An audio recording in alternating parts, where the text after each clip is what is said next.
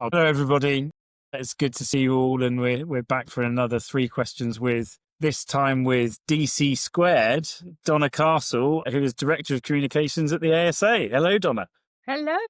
Good to see you. How are things going? Really well, thank you. Yeah, very good. Thank you. Very good. Grateful for you taking the time to do this. I know it's always strange being on the other side of the camera, right, when you're a comms director. Absolutely. Happy to do so. Well, look, thanks for taking the time to have a chat. Let's go straight into it. Hopefully you've familiarised yourself with the format now. In theory, it's fairly simple. So the first question is that kind of party question that we get where people don't fully understand this function. What is it you do again? So obviously, as a comms person, I want to read my audience. Yeah. We're at a party, so we probably don't want a big, lengthy explanation of what a comms director does. I think in the past, I've described myself as sort of sitting on the edge of the organisation, explaining to the outside world what the organisation does and explaining to the organisation what's going on in the outside world. But the great thing about my current job is as soon as I tell people that I work for the Advertising Standards Authority, it just moves into a wonderful conversation about advertising, because advertising is the wallpaper to our lives. We're all exposed to it all day, every day, whether we love it or hate it. So it's really nice actually, because it's not such a dreaded question for me anymore, and I Yeah. get to talk to people about the adverts that they enjoy, the adverts that they wish we'd banned, the adverts they wish we hadn't banned. And we're bringing this into our work. We published a story earlier this year about the nation's most memorable ad slogans, and it was great because it just gets everyone talking. So I'm going to put you on the spot now, James, and ask you what your favorite or most memorable ad or ad slogan is. That's a great question. Do you know what? This is embarrassing. I used to do this at work all the time, and it would drive people mad. But I would constantly, just at 3 o'clock in the afternoon, I'd be like, "If you like a lot of chocolate on your biscuit, join our." Join our club. Love it. That's the one. Love it. I was saying on the podcast.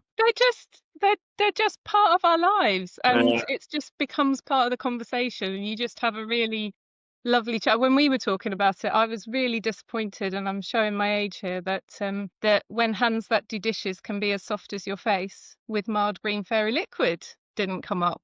If anyone is interested, top slogan or most memorable ad slogan was "Every little helps." That makes sense. Yeah, that makes a lot of sense.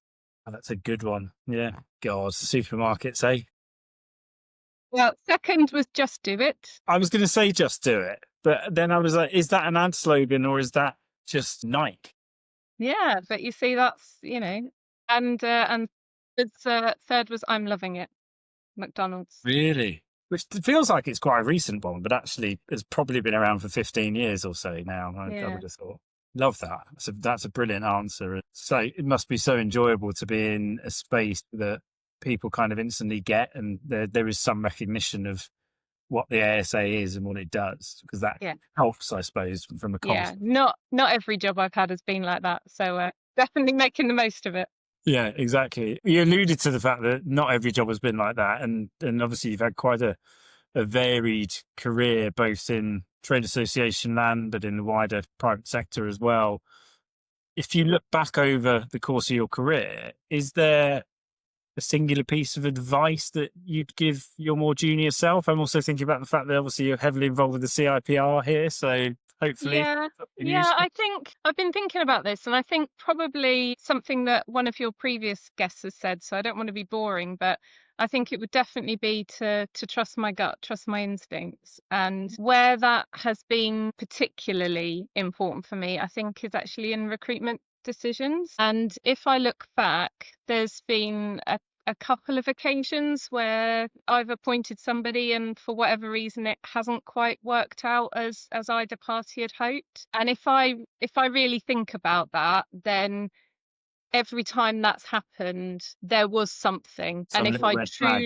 if I truly listened to my gut, Uh, then I might not have made that decision. But I think sometimes there are other pressures or there are other sure. reasons. You've Yeah. got a vacancy, you're concerned about the pressure of work on the rest of the team, you've got projects that you need to get completed, or you there's something there that you want it to work. You really want it to work, so you try Yeah. and maybe ignore those little red flags. And I think that would be something when I look back that I would try and trust that feeling a bit more, because it's easy to ignore it and you shouldn't. I think it's such an important piece of advice on both sides of hiring, actually, from that point of view. You know, we've obviously, I mean, I've placed you as ASA, and so we've kind of been through this together from that standpoint. But I think having that kind of understanding of where my lines in the sand are, both as a hiring manager and as somebody looking for work, is so important. And it's amazing how often people go into roles that don't work out and come out of it saying,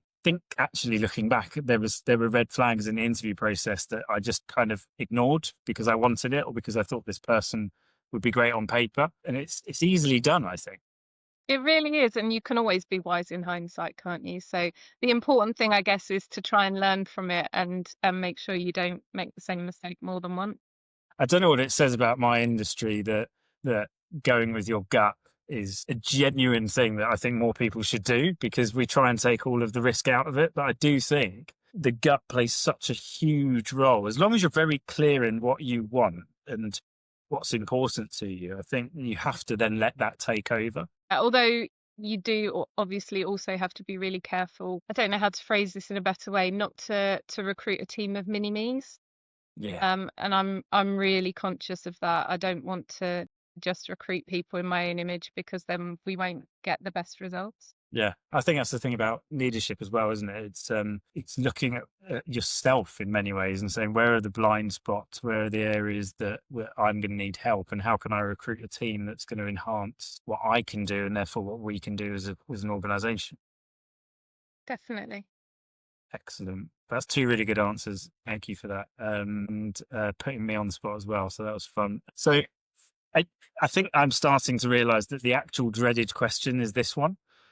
Really puts people on the spot, and I guess it means that lots of people are quite happy doing comms. But if you weren't in the world of communications and public affairs, what would you be doing? Yeah, this was definitely the hardest of the three questions for me, because genuinely I decided that this is what I wanted to do when I was 16 years old, and I've never wanted to do anything else. So I guess I'm really lucky that Yeah. it's worked out okay, because I don't know if I'd be good at anything else. So the only thing that I've been able to come up with in the last couple of days is that I am a really keen but very amateur photographer. Ah, I love photography, but I've never had enough time to focus on it to get really good. So if something happened, please, I hope I'm not tempting fate, that took my comms career away from me, then I think maybe I'd pick up my camera and see if I could do something with that. love that. Or maybe once the mortgage is paid off and you don't have to worry. Yeah, that's going to be a while, James. That's going to be a while.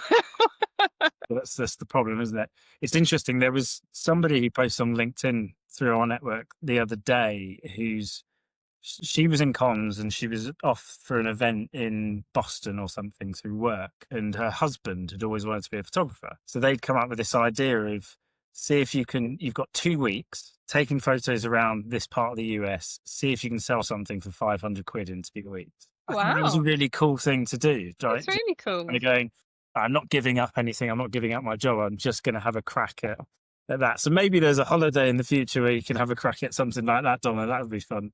I did a commission for my sister once. She commissioned me to take photos of her local area, and she had them printed in black and white and put up down her hallway, but no money changed hands, I'm afraid. I didn't get paid for it. I think what I'm discovering is the last people who are going to ever spend money with your friends and family. That's the nature of the beast, unfortunately. Yeah, I guess so. I should have swapped it in for a birthday present, wasn't I?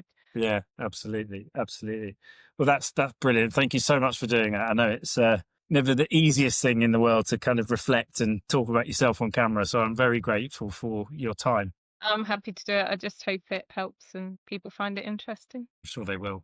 Cheers, Dom.